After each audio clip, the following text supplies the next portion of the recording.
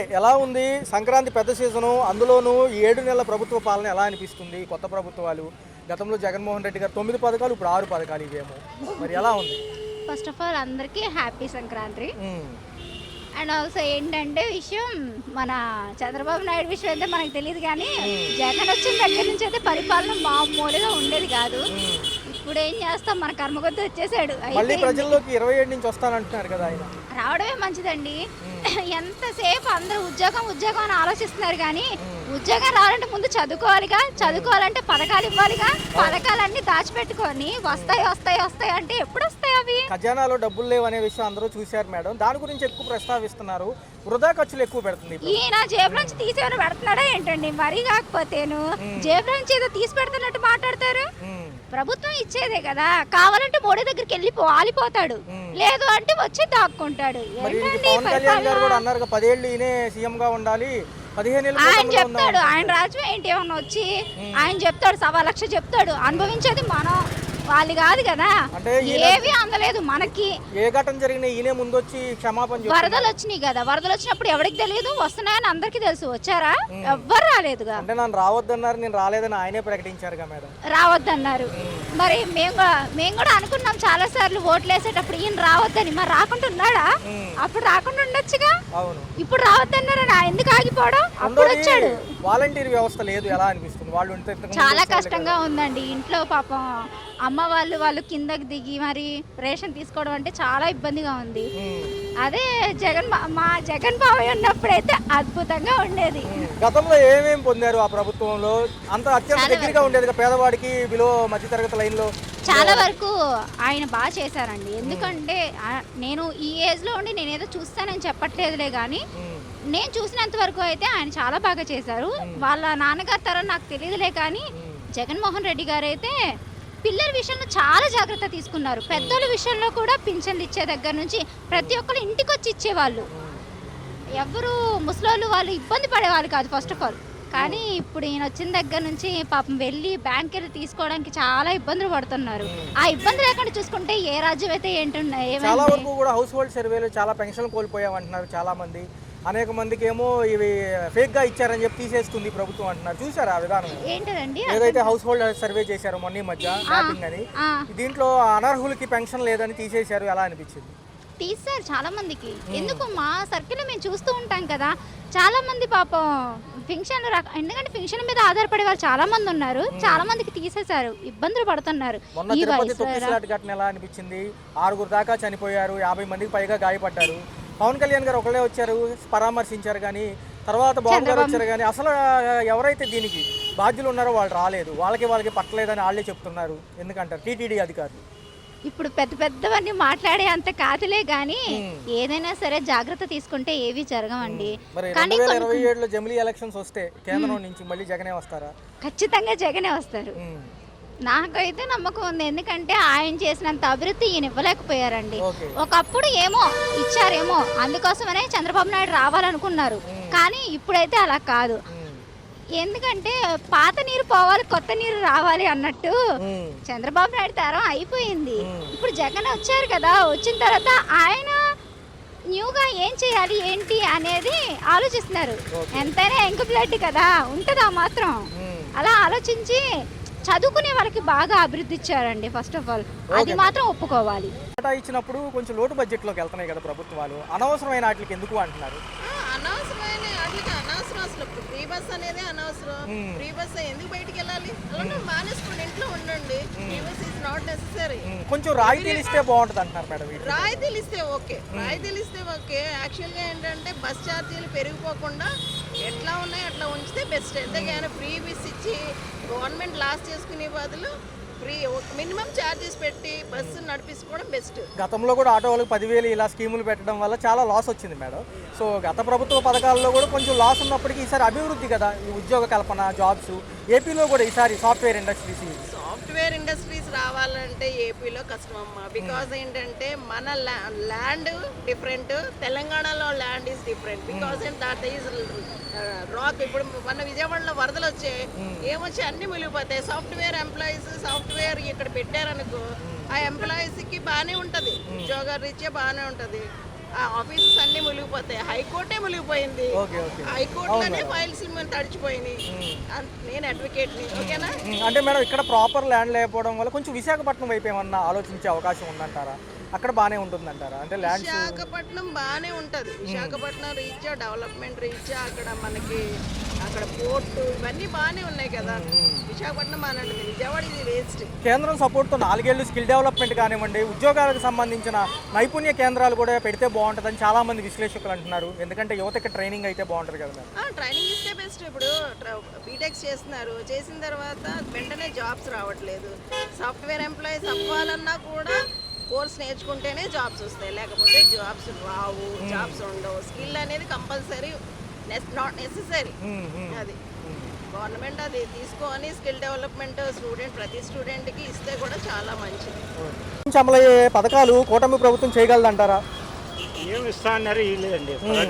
అంటే గత ప్రభుత్వంలో జగన్మోహన్ రెడ్డి 9 పథకాలకి డబుల్ చేసి చెప్పారు కదా, మరి బడ్జెట్లు లేవంటున్నారు. నిన్నేం పాత బకాయిలు 6,700 కోట్లు వదిలేరు. సంక్రాంతి కానుక లేవు. సంక్రాంతి కానుక అసలు బడ్జెట్ లేదంటున్నారు. ఎందుకని లేదంటున్నారు? ఏది చూసినా బడ్జెట్ లేదంటున్నారు. ఆ రోడ్లు ఇళ్ళు ఎంతసేపు రోడ్ల గురించి దాని గురించి కానీ జనాల గురించి పట్టించుకోవట్లేదు. గతంలో అందుకున్నారు కదా సంక్రాంతి కానుక. సంక్రాంతి కానుక బాగానే ఉండదు అంటే సంక్రాంతి అన్ని కాదు. ఇప్పుడు బడ్జెట్ లేదు అంటున్నారు. మొన్న తిరుపతి ఘటన ఎలా అనిపించింది? తిరుపతి చాలా దురదృష్టం. మరి ఏ గవర్నమెంట్ చేయాలా, ఈ గవర్నమెంట్ జరిగింది. Right sir, right right. ఎలా అనిపిస్తుంది? నాకు 66 సంవత్సరాలు, బాంబేలో 25 సంవత్సరాలు ఉండొచ్చినాను. ఓకే. ఇంకా ఇప్పుడు ఆయన పెన్షన్ ఇస్తాడనే ఉద్దేశంతో నేను కొత్తగా అప్లికేషన్ పెట్టుకోవాలంటే ఇంకా అటువంటిది ఇంకా రాలేదు అంటున్నారు. ఎప్పుడు ఇస్తారా అని ఎదురు చూస్తున్నారు. గతంలో 9 పథకాలు, ఇప్పుడు 6 పథకాలు ఏవి బాగున్నాయి? బడ్జెట్లు ఇంకా ఎక్కువ అవుతాయి అంటున్నారు. ఉచితాలు కొంచెం ఆపేస్తే బాగుంటుందా, కంటిన్యూ చేయాలి?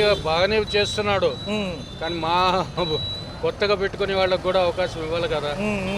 మరి ఉగాది నుంచి అమలయ్యే పథకాల్లో ఉచిత మహిళలకు బస్సు, రెండో చూసుకుంటే నిరుద్యోగ భృతి, ఇవన్నీ ఎలా అనిపిస్తున్నాయి? సీనియర్స్ కూడా తగ్గించాలి కదా. అంటే రాయితీలు అయితే లేవంటున్నారు సార్, సంపద సృష్టికి అవదంటున్నారు కదా. లేదు, తగ్గిస్తామని అంటున్నారు, మరి ఎంత తగ్గిస్తారో తెలియదు. అంటే సీనియర్ సిటిజన్స్ కంటే ముందు ప్రకటన లేదు కదా సార్. మరి చెప్పారు ఇస్తామన్నారు. అక్కడ తెలంగాణలో ఇచ్చారు, ఇక్కడ కూడా ఇస్తే బాగుంటుంది కదా. జగన్ గారు కూడా వస్తామంటున్నారు పాదయాత్రగా 27 నుంచి. మరి ఏంటి దాని గురించి ఏమంటారు? ఈ నెల 27 నుంచి పథకాలు లేట్ అవుతున్నాయి అని అడుగుతారంట. అవన్నీ ఏదో నెగటివ్ గా వాళ్ళు చేస్తారే కానీ కష్టపడి చేయాలంటే చంద్రబాబు, జగన్ మాత్రం చేయలేడు. గత వారం 10 రోజులుగా కేసులు ఎక్కువ అయినాయి, ఎక్కువ ఫైన్లు రాస్తున్నారు అంటారు. ఎందుకంటారు? హెల్మెట్ లేకపోతే ఆపేస్తున్నారు కదా. గతంలో ఉండేది మరి ఇంకా క్లిష్టతరం చేస్తున్నారు. మంచిదే కదా, అది మంచిదే. హెల్మెట్ పెట్టుకోమని చెప్పడం మంచిదే కదా. మరి తిరుపతి ఘటన ఎలా అనిపించింది? 6 చనిపోయారు కదా. అవన్నీ మనలో తప్పులు ఉంటాయి, వాళ్ళ అధికారులు కూడా వాళ్ళు మెయింటెనెన్స్ చేయలేకపోతే. పవన్ కళ్యాణ్ గారు పనితీరు ఎలా ఉంది? పవన్ కళ్యాణ్ నాకు అంతగా తెలియదండి. ముఖ్యమంత్రి కదా, చేస్తున్నాడు. వార్తల్లో ఆయన పేరు కూడా వస్తున్నది. మంచిదే, మంచి అభిప్రాయమే. Okay sir, thank you. ఏమంటుందంటే సార్ 7 నెలల ప్రభుత్వం అవుతుంది, 7 నెలలు అవుతున్నారు. ఓ పక్క ఈసారి సంక్రాంతి ఎలా అనిపిస్తుంది? ముందుగా సంక్రాంతి శుభాకాంక్షలు. సంక్రాంతి శుభాకాంక్షలు సార్. ఎలా లేదండి, బాగానే ఉంది కూటమి ప్రభుత్వం. మరి ఏదైనా కొంత హనీమూన్ పీరియడ్ ఉంటుంది కదా, హనీమూన్ పీరియడ్ అయిపోయింది. ఇక నుంచి మరి వాళ్ళు చెప్పిన హామీలన్నీ నెరవేర్చి అందరికీ కూడా ప్రతి వాళ్ళకి కూడా వాళ్ళకి సమస్యలను తీర్చి అమరావతి కానీ పోలవరం కానీ కట్టి మన ఆంధ్ర రాష్ట్రాన్ని మళ్ళీ అభివృద్ధి పదంలో నడిపి దేశంలోనే అత్యున్నతంగా నెంబర్ 1 రాష్ట్రానికి చేస్తారని ఆశిస్తాం. ఉమ్మడి రాష్ట్రం విడిపోయిన కాడి నుంచి 5 ఏళ్ళు ఆ ప్రభుత్వం, 5 ఏళ్ళు గత ప్రభుత్వం.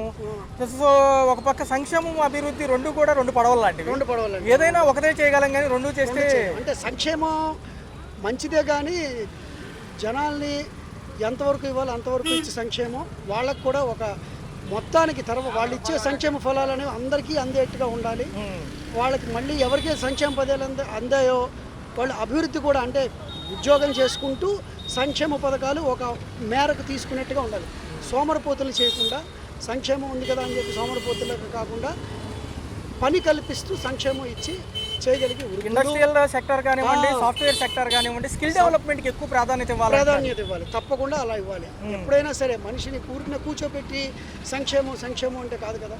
అభివృద్ధి చేయాలి, సంక్షేమం చేయాలి. సంక్షేమం అనేది ఇప్పుడు ఎంతోమందికి పాపం చేసుకోలేని వాళ్ళు ఉంటారు, అనేక కష్టాల్లో ఉంటారు. అలా అని చదువుకున్న వాళ్ళకి కేవలం నేనేదో నిరుద్యోగ భృతి ఇచ్చానని కాకుండా ఎప్పటికప్పుడు ఎంప్లాయ్మెంట్ క్రియేట్ చేసి, సెల్ఫ్ ఎంప్లాయ్మెంట్ ఏదైనా ఉంటే ఇండస్ట్రీస్ ఏదైనా క్రియేట్ చేసి చేయడం.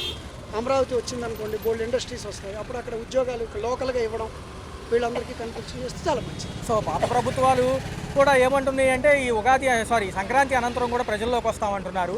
అనేక పథకాల అమలు కోసం మేము ప్రయత్నిస్తాము, 7 నెలలు అవుతుంది అంటున్నారు సార్. అవును, తప్పకుండా చేయాలండి. ఇప్పుడు వాళ్ళు ఏవైతే చెప్పారో అవన్నీ అమలు చేస్తూ, అమలు చేయలేని ఏదైనా ఉన్నా కూడా దీని ఫలితాన్ని మేము ఇప్పుడు ఫలానా టైంలో ఇస్తాము, దీనివల్ల ఇవ్వలేకపోతున్నాము. ప్రప్రథమంగా చూసుకుంటే సార్ ఈ ఉగాదికి మహిళలకు ఉచిత బస్సు ప్రయాణం అమల్లో ఉంటుంది.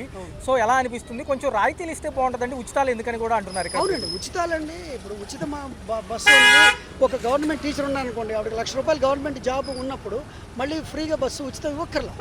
ఒక ₹5 టికెట్ తీసుకోండి, తప్పులేదు. నిజంగా లేని వాళ్ళు స్ట్రీట్ వెండర్స్ ఉంటారు, వాళ్ళకి కష్టం, అలాంటి వాళ్ళకి ఇవ్వండి.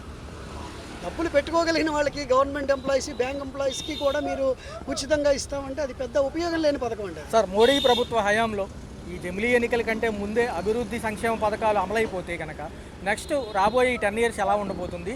ఈ 4 ఇయర్స్లో కూడా వీళ్ళు ఏమంటున్నారంటే ఎక్కువ పోలవరం, అమరావతి అంటున్నారు. పోలవరం, అమరావతి కాకుండా మిగతా అన్ని చోట్ల కూడా అభివృద్ధి చేయాలండి. ఇప్పుడు మళ్ళీ రేపొద్దున రాష్ట్రం విడిపోయినట్టుగా మాకు ఇక్కడ అవ్వలేదని రాయలసీమ వాళ్ళు ఇంకోటి మళ్ళీ కొత్తగా లేనిపోని అనవసరమైన తెచ్చుకోవడం కన్నా కూడా అన్ని చోట్ల అభివృద్ధి చేయడం మంచిది. అది చాలా ఉత్తమం. సంవత్సరం కానించి అన్నీ కూడా లైన్గా అవుతున్నాయి అంటున్నారు. 7 మంత్స్ ఎలా ఉంది? చాలా బాగుందండి, మంచి పరిపాలన సాగిస్తున్నారు. ఇంకా మంచి పరిపాలన ఎక్స్పెక్ట్ చేస్తున్నారు. సార్ రాబోయే కాలంలో అభివృద్ధితో కూడిన ఏదైతే డెవలప్మెంట్ అంటున్నారు, సంక్షేమం ఒక పక్క, అభివృద్ధి ఒక పక్క అంటున్నారు. కొంచెం భారంతో కూడుకున్నప్పటికీ బడ్జెట్లు హైగా కనిపిస్తున్నాయి. మరి సంపద సృష్టికి కొన్ని మార్గాలు ఉన్నాయి అంటున్నారు. ఎలా చూడాలి ఇవన్నీ? అండి, ఎందుకంటే సెంట్రల్లో మోడీ పూర్తి సహకారం అనేది స్టేట్ గవర్నమెంట్కి. కాబట్టి అనుకున్న ఫండ్స్ తప్పకుండా వస్తాయి, గ్రాంట్స్ అన్ని మంచి డెవలప్ అవుతుందని మనం ఆశిస్తున్నాం. మెయిన్ ఎంప్లాయ్మెంట్ ఆపర్చునిటీస్ పెరగాలి. ఈ సంక్రాంతి కొంచెం సంక్రాంతి కానుక లేదని పేదలు, మధ్యతరగతి వాళ్ళు అంటున్నారు. నెక్స్ట్ చూసుకుంటే కొంచెం ఈ పథకాలు లేట్ అయ్యే విషయంలో ఉగాది నుంచి కూడా అమలవుతాయి అని ప్రభుత్వాలు అంటారు. ఎలా అనిపిస్తుంది? అట్లా అవుతే మంచిదే, ఎందుకంటే వాళ్ళకు కూడా టైం కావాలి కదా, they need some time. So let them take at least from Ugadi నుంచి అన్నా ఇంప్లిమెంట్ అవుతే చాలా బాగుంది. వచ్చే ఆర్థిక సంవత్సరం అన్నా కొంచెం రాయితీలు ఏమైనా ప్రకటిస్తారా సార్? ఎందుకంటే ఇప్పటికే నిత్యావసర సరుకుల ధరలు, ఒక పక్క కరెంట్ ఛార్జీలు కూడా కొంచెం పెరుగుదలగా అనిపిస్తున్నాయి అంటున్నారు. అవును, చూద్దామండి, ఎక్స్పెక్ట్ చేద్దాం. నిర్మలా సీతారామన్ గారు ఏమంటారో దాన్ని బట్టి మనం ఆమె చూడాలి. దీని మీద దృష్టి పెట్టి ఇస్తే కానీ రాయితీలు ఇస్తే వెల్ అండ్ గుడ్ అని. అంటే మరోసారి జిఎస్టీ పెంపుదలకి ఆల్రెడీ లెక్కలు చెప్పారు కదా సార్, పాప్కార్న్కి కూడా లెక్కలు చెప్పారు వాళ్ళు. కానీ వాళ్ళేమంటారు, అంతా జిఎస్టీ అన్నిటికీ ఒకలాగా ఉండదు, కొన్నిటికే ఉంటుంది అంటున్నారు. కాబట్టి చూద్దాం మనం, వెయిట్ అండ్ సీ. సార్ ప్రపంచ బ్యాంక్ ఇచ్చే అప్పులు అమరావతి డెవలప్మెంట్కి కానివ్వండి, పోలవరం కన్స్ట్రక్షన్స్కి కానివ్వండి ఎలా ఉంటున్నాయి? మళ్ళీ మనిషికి ఇంత తయారవుతుందా తలకింతని? అట్లా ఏముండదండి, మంచిగానే ఉంటుంది, బాగుంటుంది, చాలా బాగుంటుంది. 4 ఇయర్స్ ఎలా అనిపిస్తుంది సార్? ఈ వచ్చే 4 years wait and see, development ఆశిస్తున్నాం మనం. పవన్ కళ్యాణ్ గారి తీరుగతులు ఎలా ఉన్నాయి? ఉప ముఖ్యమంత్రిగా సినిమా రంగం నుంచి వచ్చారు కదా ఆయన. అయినా కూడా చాలా మంచిగా గుడ్ అడ్మినిస్ట్రేటర్, మంచిగా అన్నిటికీ పోరాడుతున్నాడు, చాలా బాగుంది. మాజీ ముఖ్యమంత్రి గారు జనవరి అంతరం ప్రజల్లోకి పాదయాత్ర అంటున్నారు. ఎలా ఉండబోతుంది? మళ్ళీ ఒకసారి రానివ్వండి, పబ్లిక్ చూస్తారు, ఎక్కడ డెవలప్మెంట్ అటువైపే మొగ్గుతారు, కానీ పాదయాత్ర చేసినా ఏం కాదు. Right sir.